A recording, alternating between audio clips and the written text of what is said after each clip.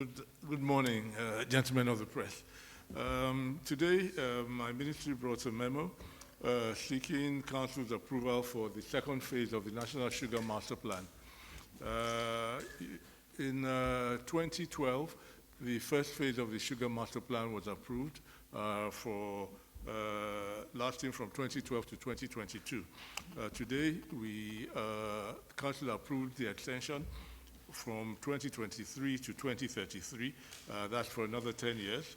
And the whole idea of the Sugar Master Plan is for the development of the sugar industry aimed at self-sufficiency in sugar production. The plan has several policy measures and fiscal incentives to stimulate demand and attract private sector investment in the sugar industry. And part of the benefits of the Sugar Master Plan is the local production of sugar. We have, under phase one, 4 major investors invested in the industry.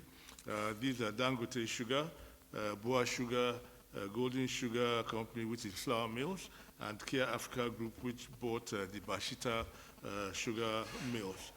They have jointly created 15,000 jobs, and they have over almost about 200,000 hectares of land that has been acquired for the production of sugarcane to enable them produce sugar locally. So Council approved phase 2 of the National Sugar Master Plan. Thank you. Thank you very much. To the question as regards the success of the Sugar Master Plan. Well, the Sugar Master Plan has witnessed many successes since 2012 when it was first approved. Nigeria has a sugar refining capacity now of 3 million metric tons of raw sugar a year. We have embarked on backward integration projects, which has attracted over $3 billion worth of investments from the 4 major investors that I mentioned earlier. Investments have also been made in greenfield sugar projects, that is smaller projects all across the country, in Jigawa State, in Kogi State, in Zamfara State, and in Oyo State and Sokoto states. We've also established the National Sugar Institute in Ilorin, and yeah, those are some of the achievements that have been we have had over the past 10 years. And phase 2 of the Sugar Master Plan that has just been approved, we are hoping that as a result of this phase 2, we'll be able to create 110,000 jobs from it. We are hopeful that Nigeria will be able to produce 1.7 to 1.8 billion metric tons of sugar a year, thus eliminating the $350 million that we spent on the importation of raw sugar.